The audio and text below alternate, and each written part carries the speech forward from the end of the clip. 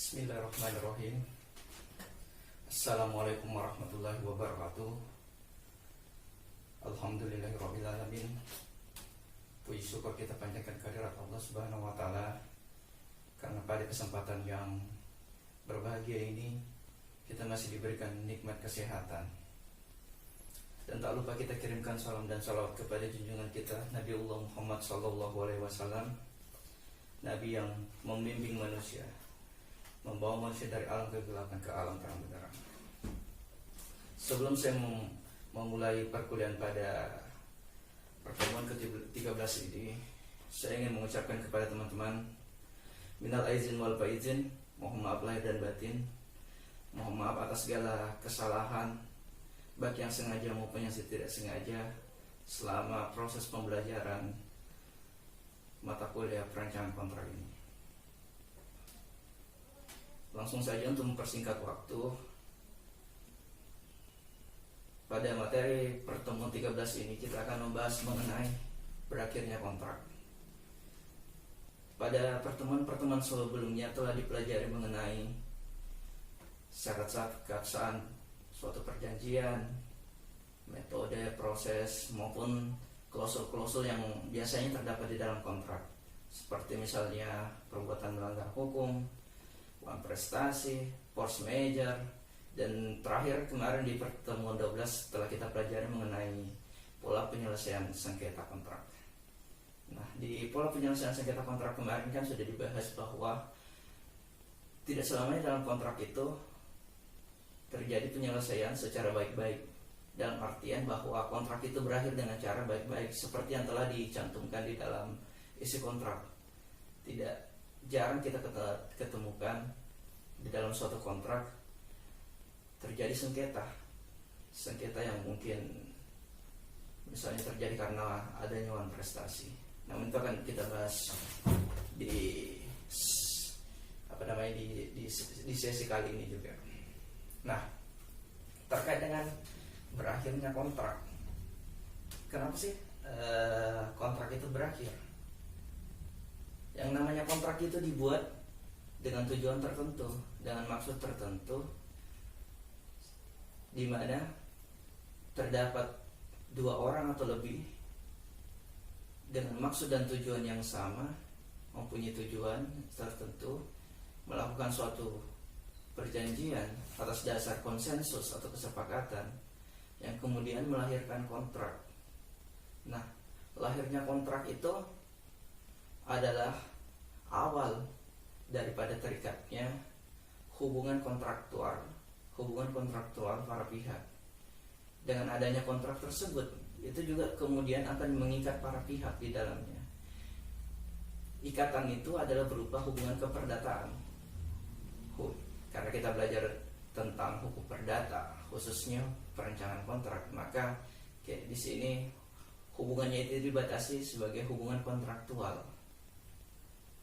Nah, kontrak lahir berarti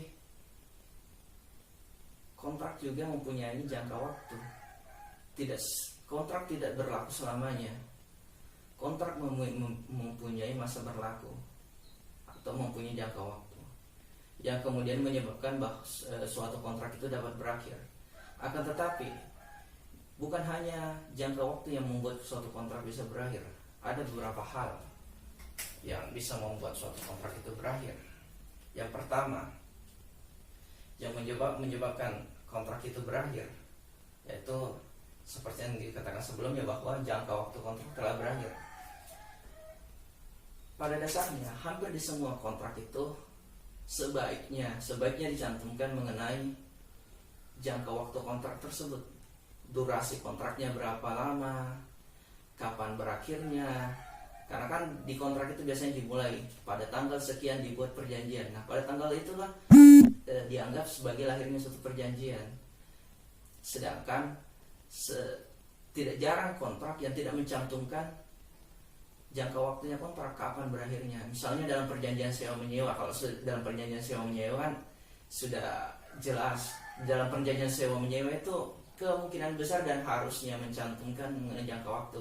Misalnya seseorang mengontrak apartemen atau rumah. Di dalam perjanjiannya, tidak tertutup kemungkinan juga bahwa mereka hanya melakukan perjanjian secara lisan. Akan tetapi pada dewasa ini, hampir semua perjanjian sewa menyewa atau kontrak rumah, kontrak apartemen, kontrak ruko itu menyertakan perjanjian. Karena perjanjian inilah yang akan menjadi dasar, menjadi legalitas di antara keduanya agar menundukkan para pihak untuk taat kepada apa yang telah diperjanjikan, sehingga para pihak tidak bisa sewenang-wenang begitu saja melakukan sesuatu apa yang sudah diatur di dalam perjanjian. Mereka terikat di dalam terms ataupun syarat hak dan kewajiban yang ada di dalam suatu kontrak. Nah, tadi dikatakan bahwa jangka waktu kontrak telah berakhir. Jangka waktu kontrak itu kalau di dalam perjanjian sewa menyewa itu sudah jelas. Seperti dikatakan kontrak rumah, kontrak apartemen itu mempunyai jangka waktu tertentu. Misalnya saya mengontrak suatu apartemen, biasanya itu ada perjanjiannya. Nah, perjanjian tersebut akan mengatur klausula bahwa hak saya untuk memanfaatkan jasa apartemen tersebut untuk ditinggali. Kemudian kewajiban saya apa? Kewajiban saya di dalam perjanjian adalah membayar sesuatu, membayar sewa apartemen tersebut. Nah, di dalam perjanjian itu akan dicantumkan mengenai berapa lama durasinya. Misalnya saya mengontrak apartemen tersebut dalam jangka waktu 1 tahun, maka setelah 1 tahun atau pas waktu tanggal, bulan, tahun yang telah dicantumkan di dalam kontrak tersebut berakhir, maka kontrak juga itu dikatakan berakhir, ataupun di dalam bahasa hukum perdata sendiri atau hukum kontrak sendiri yang mengatakan berakhirnya kontrak atau hapusnya kontrak, maka kontrak tersebut menjadi hapus atau berakhir. Itu yang pertama tadi tentang jangka waktu kontrak. Terus apalagi yang menyebabkan kontrak itu bisa berakhir atau hapus? Yang kedua itu terkait dengan pembayaran. Pembayaran bisa membuat suatu kontrak atau perjanjian bisa berakhir. Mengenai pembayaran sendiri itu diatur di dalam ketentuan pasal 1382 sampai dengan pasal 1403 KUH Perdata ataupun Burgerlijk Wetboek. Nah, kenapa dikatakan pembayaran membuat suatu kontrak itu berakhir? Karena seperti ini, ada suatu kontrak yang mensyaratkan adanya suatu pembayaran. Contohnya, perjanjian hutang piutang atau perjanjian kredit lah, perjanjian jual beli. Kenapa kemudian di dalam kontrak tersebut dikatakan bahwa pembayaran bisa mengakibatkan berakhirnya suatu perjanjian? Karena ketika sesuatu, misalnya perjanjian hutang piutang, di perjanjian hutang piutang itu dianggap berakhir ketika si yang berhutang itu melunasi hutang-hutangnya atau melunasi kewajiban-kewajibannya, maka hal itu dikatakan sebagai pembayaran. Nah, pembayaran di sini secara sempitnya sebenarnya dalam bentuk uang. Pembayaran dalam bentuk uang, misalnya perjanjian jual beli handphone. Perjanjian jual beli handphone. Ketika saya ingin membeli suatu handphone, maka saya dihadapkan suatu perjanjian bahwa saya harus membayar harga suatu handphone. Ketika saya membayar suatu handphone dan handphone diserahkan kepada saya, maka disitulah terjadi berakhirnya juga kontrak, karena sudah terjadi jual beli, penyerahan barang dan kemudian penyerahan nominal uang. Itu membuat telah terjadinya kontrak, telah terlaksananya kontrak, sehingga atas pembayaran tersebut mengakibatkan kontrak berakhir. Kalau perjanjian kredit ya sepertinya tidak usah kita bahas lebih dalam karena sudah sangat jelas dengan adanya pembayaran hutang itu bisa membuat perjanjian berakhir. Contohnya di dalam perjanjian kredit di perbankan. Di perjanjian kredit itu kan dijelaskan bahwa kreditor memberikan uang kepada misalnya yang berutang itu nominal misalnya 1 miliar, kemudian yang si berhutang harus membayar hutangnya itu dalam jangka waktu 12 bulan secara berangsur, sehingga ketika si yang berhutang telah membayar ataupun melunasi hutangnya, maka pada saat itu juga dikatakan bahwa kontrak itu berakhir. Jadi yang perlu digarisbawahi di sini, pembayaran itu secara sempitnya itu ya bisa dikatakan ya uang, tapi tidak hanya terbatas pada uang. Secara luasnya pembayaran itu bisa diartikan sebagai jasa. Kita lanjut kepada yang ketiga yang bisa membuat suatu kontrak itu berakhir. Nah, yang membuat kontrak juga bisa berakhir adalah dilakukannya pembatalan kontrak. Apa sih itu pembatalan kontrak? Pembatalan kontrak adalah permintaan salah satu pihak untuk mengajukan bahwa kontrak itu dimintakan pembatalan. Kenapa kemudian dimintakan pembatalan? Pada dasarnya terdapat 3 alasan kenapa suatu kontrak itu dimintakan pembatalan. Yang pertama, kita kembali kepada ketentuan 1320 KUH Perdata di ayat pertama, bahwa perjanjian itu harus dibuat karena adanya kesepakatan. Yang kedua, terkait dengan cakap hukum. Nah, cakap hukum di sini kan dianggap sebagai, cakap hukum itu diartikan sebagai orang yang sudah dewasa. Orang yang sudah dewasa di dalam ketentuan peraturan perundang-undangan di KUH Perdata sendiri kan diatur umurnya 21 tahun.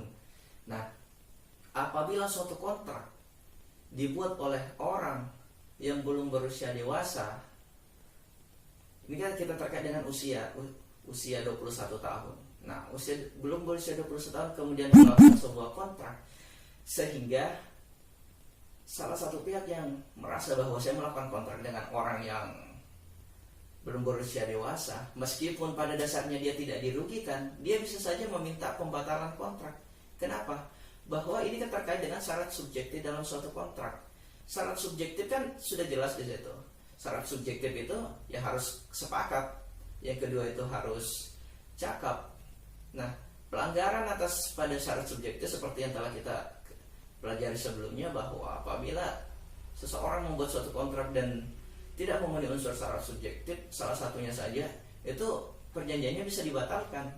Maksud bisa dibatalkan kan ya tetap saja bisa dilaksanakan, akan tetapi kalau pihak yang merasa dirugikan maupun tidak dirugikan ingin membatalkan kontrak, itu dia punya celah untuk membatalkan kontrak, karena di sini sudah tidak terpenuhi unsur syarat dewasa.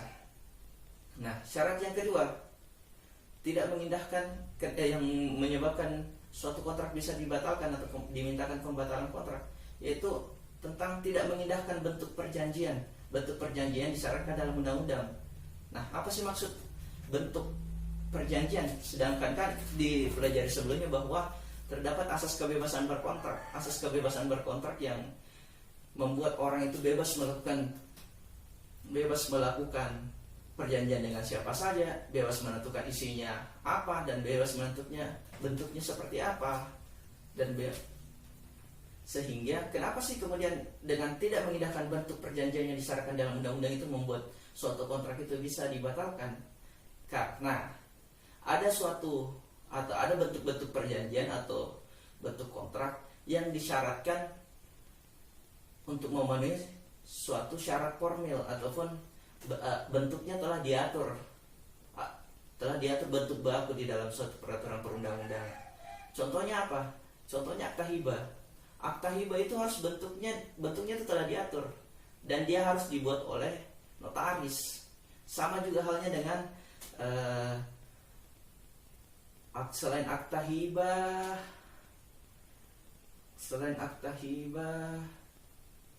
kita batasi dulu ke akta hibah. Akta hibah itu harus dibuat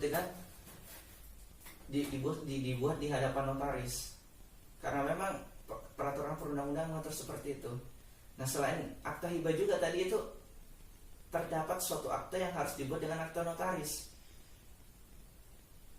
Apa itu? Itu perjanjian kawin. Perjanjian kawin itu tidak bisa hanya misalnya dibuat antara mempelai laki-laki dan mempelai perempuan melakukan suatu perjanjian kawin. Akan tetapi perjanjian kawin itu harus dibuat di hadapan notaris, karena ini terkait dengan legalitasnya. Berbeda kemudian dengan bentuk-bentuk atau perjanjian-perjanjian lain yang memang tidak diatur di dalam peraturan perundang-undangan, maka itu dibebaskan untuk membuat dengan siapa saja, membuat dengan bentuknya seperti apa. Akan tetapi ketika suatu akta atau suatu perjanjian memang bentuknya diatur di dalam peraturan perundang-undangan, maka itu harus mengacu kepada ketentuan tersebut. Contohnya tadi akta hibah tersebut, akta hibah itu harus dibuat dengan akta notaris, dibuat di depan notaris. Sama juga dengan perjanjian kawin tadi. Sehingga apabila suatu perjanjian, misalnya perjanjian hibah dengan membuat akta hibah bukan di hadapan notaris, maka perjanjian tersebut bisa digugat untuk dibatalkan. Terus yang ketiga, yang bisa membuat suatu kontrak bisa dimintakan pembatalan itu adalah cacat kehendak. Apa sih itu cacat kehendak? Cacat kehendak itu adalah tidak bertemunya kehendak para pihak dengan semestinya. Kenapa kemudian dikatakan tidak bertemunya kehendak para pihak dengan tidak semestinya? Karena di dalam melakukan perjanjian atau kesepakatan. Kemudian yang keempat yang menyebabkan suatu kontrak itu bisa berakhir itu terkait dengan dilaksanakannya objek perjanjian. Pada dasarnya objek perjanjian adalah sama dengan prestasi. Prestasi kan dimaksudkan sebagai melaksanakan sesuatu, tidak berbuat sesuatu, ataupun berbuat sesuatu. Nah, contohnya di dalam perjanjian jual beli. Di dalam perjanjian jual beli itu, atau kita batasi perjanjian jual beli tanah. Dalam perjanjian jual beli tanah itu terdapat penjual, terdapat pembeli. Penjual dan pembeli itu ketemu, melakukan suatu perjanjian jual beli. Yang menjadi objek di dalam suatu perjanjian, dalam perjanjian ini adalah apa yang diperjualbelikan. Misalnya jual beli tanah, maka tanah tersebut menjadi objek jual beli. Nah, ketika kemudian di dalam perjanjian jual beli tersebut si penjual mempunyai hak untuk menyerahkan tanah, mempunyai hak untuk mendapatkan pembayaran, sedangkan pembeli mempunyai kewajiban untuk membayarkan nilai dan mempunyai hak untuk mendapatkan tanah tersebut. Dengan pembayaran dan penyerahan objek tanah tersebut, sehingga perjanjian tersebut dianggap terlaksana, sehingga terlaksanaannya isi perjanjian tersebut membuat perjanjian juga itu pada saat itu juga berakhir. Karena kan yang diperjanjikan di situ adalah prestasinya si penjual menyerahkan barang, prestasinya si pembeli menyerahkan uang. Nah, dengan pelaksanaan prestasi kedua belah pihak itu terhadap objek, itu akan membuat suatu perjanjian itu berakhir. Karena ya objeknya sudah diserahkan, uangnya juga sudah dibayarkan. Kira-kira apa lagi yang mau dilaksanakan? Semua isi perjanjian sudah dilaksanakan, kecuali misalnya di dalam suatu perjanjian itu bukan hanya jual beli saja, tetapi lengkap. Tetapi biasanya dibuatkan perjanjian ikutan. Kemudian selanjutnya yang menyebabkan suatu perjanjian itu berakhir adalah karena adanya kesepakatan di antara para pihak. Kenapa kemudian dikatakan bahwa kesepakatan di antara para pihak itu bisa membatalkan atau bisa mengakhiri suatu perjanjian? Karena suatu perjanjian itu tidak selamanya selalu selesai, tidak selalu perjanjian tersebut diakhiri dengan pelaksanaan kontrak. Artinya suatu perjanjian juga sebelum pelaksanaan prestasi yang tercantum dalam kontrak itu bisa diakhiri dengan catatan harus disepakati bersama. Kenapa kemudian suatu perjanjian tersebut diakhiri sebelum perjanjian tersebut selesai, sebelum perjanjian tersebut dilaksanakan prestasi secara keseluruhan di dalam isi kontrak? Biasanya ini terjadi di dalam kontrak bisnis. Di dalam kontrak bisnis itu, misalnya saya menyewa ruko. Di dalam perjanjian sewa menyewa tersebut, saya mencantumkan bahwa saya akan menyewa itu 5 tahun. 5 tahun dengan pembayaran 1 tahun setiap 1 tahun. Kemudian bisnis saya kemudian tidak tidak tidak artinya kurang lancar, sehingga saya mengalami kerugian. Sehingga sebelum 5 tahun saya meminta kepada pemilik ruko untuk kemudian mengakhiri perjanjian tersebut tanpa harus menyelesaikan waktu 5 tahun. Artinya ketika saya mengajukan kepada pemilik ruko tersebut kemudian disepakati juga oleh pemilik ruko, maka pada saat itu perjanjian tersebut bisa diakhiri. Kecuali misalnya terjadi renegosiasi, artinya misalnya pemilik ruko kemudian memberikan kebijakan yang lebih lebih bijak, misalnya dia memberikan kompensasi atau apalah yang membuat bahwa tetap dilanjutkan dengan tambahan-tambahan seperti ini bla bla bla. Tapi pada dasarnya ketika orang menyewa ruko kemudian bisnisnya sudah tidak lancar, biasanya mereka minta untuk tidak dilanjutkan lagi. Dan seperti itu. Kemudian yang keenam, yang membuat suatu perjanjian itu bisa berakhir yaitu terkait dengan putusan pengadilan. Putusan pengadilan itu bisa mengakhiri perjanjian.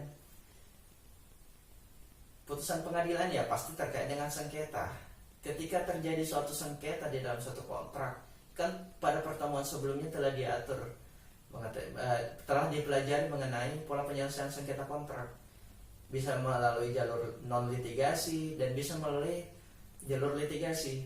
Jalur non litigasi kan ada negosiasi, mediasi, konsiliasi, dan juga ada arbitrase. Terus jalur non litigasi itu ada jalur pengadilan melalui lembaga peradilan untuk penyelesaian sengketanya. Akan tetapi penyelesaian sengketa melalui jalur litigasi itu adalah bisa dianggap sebagai opsi terakhir, karena ketika di dalam sengketa kontrak atau sengketa bisnis itu melakukan penyelesaian sengketanya melalui pengadilan, maka akan ada pihak yang kalah, akan pihak yang menang, karena sistem peradilannya kan ada menang ada kalah, ada yang menggugat ada yang digugat, ada yang dikabulkan ada yang ditolak, ada yang diterima ada yang tidak diterima. Kan berarti seperti itu putusannya.